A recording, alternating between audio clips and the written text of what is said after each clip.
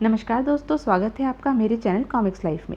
शुरू करते हैं मनोज कॉमिक्स की एक और मज़ेदार कॉमिक्स, सपनों का सौदागर पार्ट 3। ये है सपनों के सौदागर की दूसरी कहानी, चांद की बेटी। लेखक बिमल चटर्जी, चित्रांकन अनिल गुडीकर। बहुत समय पहले की बात है। एक ऊंचे पहाड़ की तलहटी पर बसे गांव में शेरुदत्त नाम का एक नेक और सीधा साधा लक्कड़हारा रहा करता था। उसकी कोई संतान नहीं थी, इसलिए वह उदास रहता था। लक्कड़हारे शेरुदत्त की पत्नी भी संतान न होने के कारण बहुत दुखी रहती थी।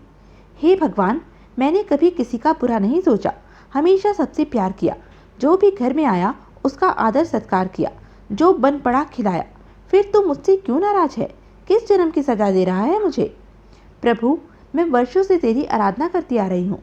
आखिर अब तो मेरी सुन ले और मेरी गोद भर दे।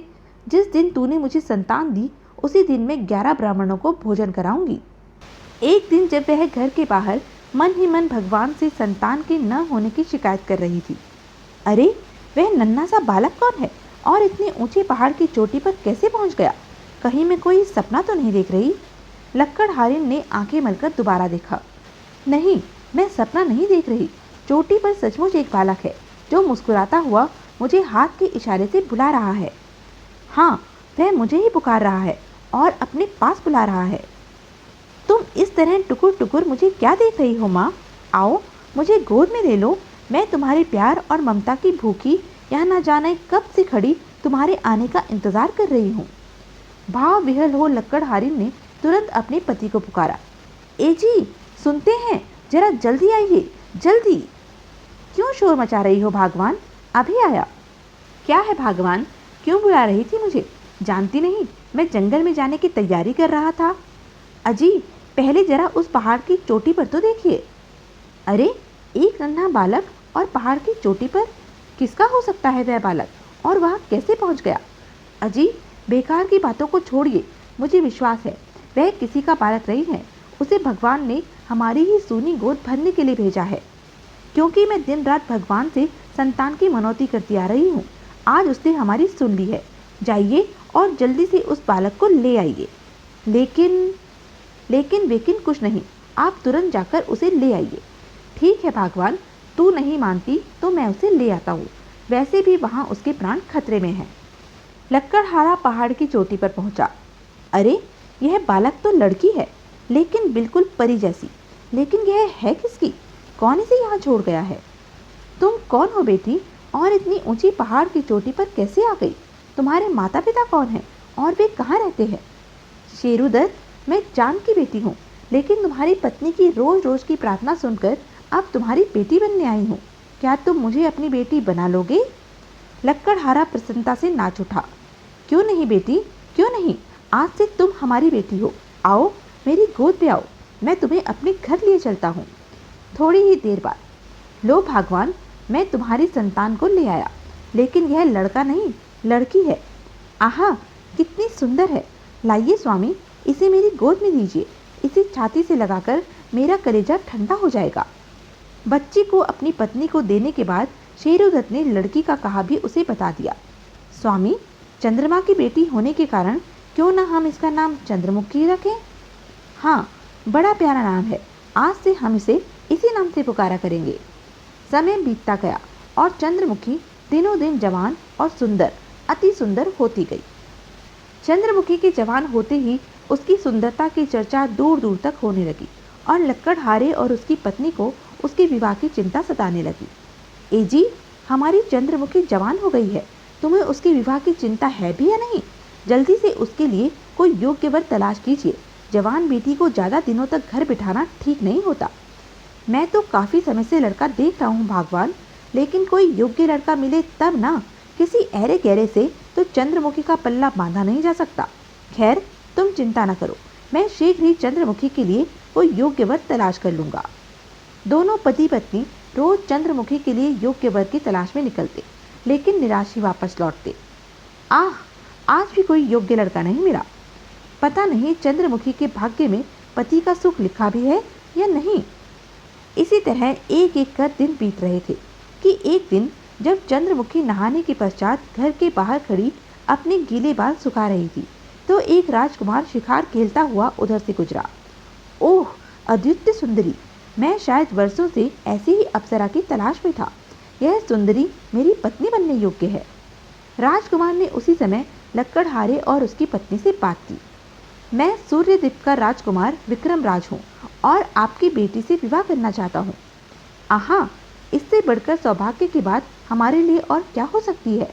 हमें यह रिश्ता मंजूर है, लेकिन फिर भी आप अपने माता पिता से सलाह मशवरा कर ले, कहीं उन्हें ऐतराज ना हो, क्योंकि हम गरीब आदमी हैं।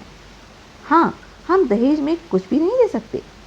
दहेज की आप लोग जरा भी चिंता ना करें, मैं इसी समय जाकर अपने माता पिता से बात करता हूँ। वैसे आप इस रिश्ते को पक्का ही समझिए और शादी की तैयारियाँ कीजिए। अच्छा, मैं चलता हूँ।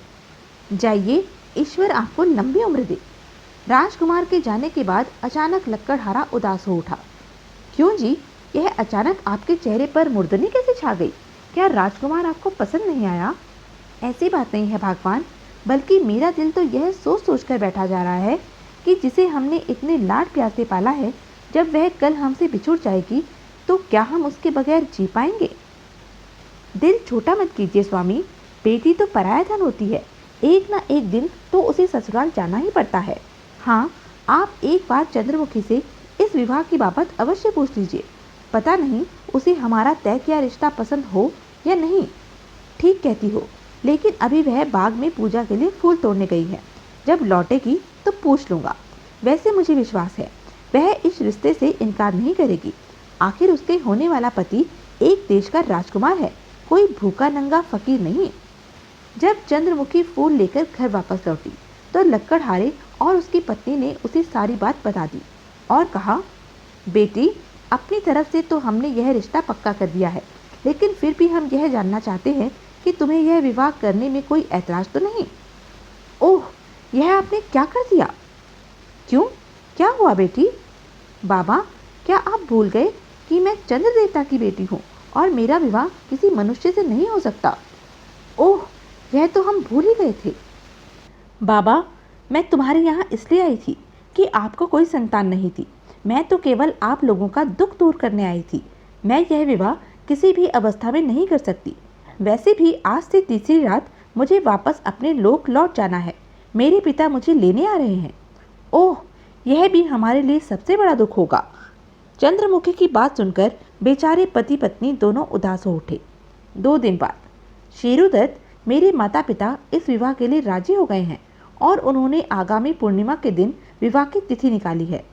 क्षमा करें राजकुमार, अब यह विवाह नहीं हो सकता, क्योंकि कल रात वह अपने पिता के साथ वापस अपने लोक लौट जाएगी। कहकर लक्कड़हारे ने उसे सारी बात सच सच कह सुनाई।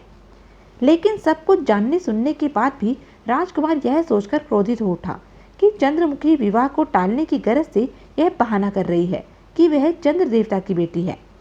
उस 2 टके की छोकरी की यह हिम्मत कि हमसे विवाह करने से इनकार करे। सुनो लक्कड़हारे, मैं इस झूठी कहानी पर विश्वास नहीं करता।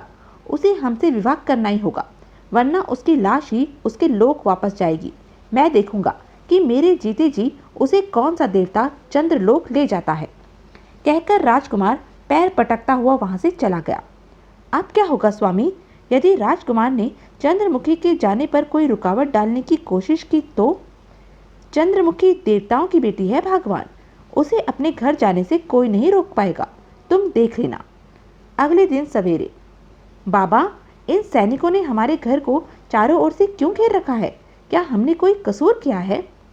ऐसी बात नहीं है बेटी, शायद यह घेराव राजकुमार विक्रमराज द्वारा किया गया है। कल वह यहाँ से बहुत गुस्से में गया था। फिर लक्कड़हारे ने चंद्रमुखी को सारी बात बता दी। सारी बात सुनकर चंद्रमुखी मुस्कुराती हुई बोली, लगता है राजकुमार पागल हो गया है, जो वह मेरा रास्ता रोकने की कोशिश कर रहा है। खैर, आप भीतर चलिए। आज रात जब मैं जाऊंगी तो आप देख लीजिएगा कि मुझे कौन रोक पाता है। उसी रात जब आकाश पर चांद पूरी तरह दिखाई देने लगा तो अचानक उसमें से एक किरण निकली जिस पर स्वयं चंद्र देवता सवार थे। वह किरण सीधी लक्कड़हारे के घर पर आई।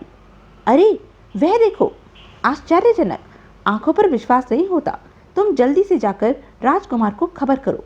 जबकि चंद्र देवता किरणों पर सवार हो लक्कड़हारे के घर में प्रविष्ट हुए। बेटी चंद्रमुखी, आहा पिताजी। बेटी, अब घर चलो, पृथ्वी पर रहने के लिए तुमने हमसे जितना समय मांगा था वह पूरा हो चुका है। मैं जानती हूँ पिताजी, इसलिए मैं तैयार होकर आपके आने की प्रतीक्षा कर रही थी। लेकिन जरा ठहरिए, मैं अपने धर्म के माता पिता से आज्ञा ले लूँ। ठीक है, लेकिन जरा जल्दी करो। माताजी, पिताजी, मैं जा रही हूँ। मुझे मालूम है कि मेरे जाने से आपको बहुत दुख होगा, लेकिन मैं विवश हूँ, मुझे आज जाना ही होगा। कहते कहते चंद्रमुखी की आंखों में आंसू भर आए। मैं जाते समय आपको और कुछ तो नहीं दे सकती, केवल आंसू ही दे सकती हूँ। और चंद्रमुखी की आंखों से झरझर आंसू बहने लगे। बेटी, मत रो, वरना हमारा दिल फट जाएगा। लेकिन महान आश्चर्य, जैसे ही वे आंसू जमीन पर गिरते तुरंत सोने के सिक्कों में बदल जाते। आए, यह कैसा चमत्कार हो रहा है? देखते ही देखते जमीन पर सोने के सिक्कों का एक छोटा सा ढेर लग गया। माताजी, पिताजी, इस धन को संभाल कर रखना। यह आपकी बेटी की ओर से तुच्छ भेंट है। मुझे विश्वास है जब तक आप दोनों जिएंगे तब तक के लिए यह धन आपको काफ़ी होगा, बहुत अधिक होगा। जाओ बेटी, प्रभु तुम्हें हमेशा सुखी रखे। हाँ बेटी, जाओ, लेकिन तुम हमें हमेशा याद आती रहोगी बेटी। चंद्रमुखी ने अपने पिता की उंगली पकड़ी और दोनों किरणों की सीढ़ियों पर सवार हो आकाश की ओर बढ़ने लगे। तभी राजकुमार विक्रमराज भी वहां पहुंचा। राजकुमार, वह जा रही है आपकी होने वाली पत्नी। तीरों से बींध डालो उन दोनों को। तुरंत सैनिकों ने चंद्र देवता और चंद्रमुखी पर तीरों की बौछार कर दी, लेकिन बेकार। उन तीरों का उन पर कोई प्रभाव नहीं पड़ा, बल्कि तीर फूल बनकर धरती पर गिरने लगे। ओह, वह वास्तव में चंद्र देवता की बेटी है। जल्दी ही चंद्र देवता और उनकी बेटी किरण के साथ चंद्रमा के निकट जाकर उन सब की नजरों से ओझल हो गए। राजकुमार निराश हो अपने सैनिकों के साथ वापस लौट गया। तो यह थी मनोज कॉमिक्स की एक मज़ेदार कॉमिक्स। ऐसी ही मज़ेदार कॉमिक्स के लिए बने रहें मेरे साथ। और हाँ, मेरे चैनल को लाइक, शेयर और सब्सक्राइब करना ना भूलें।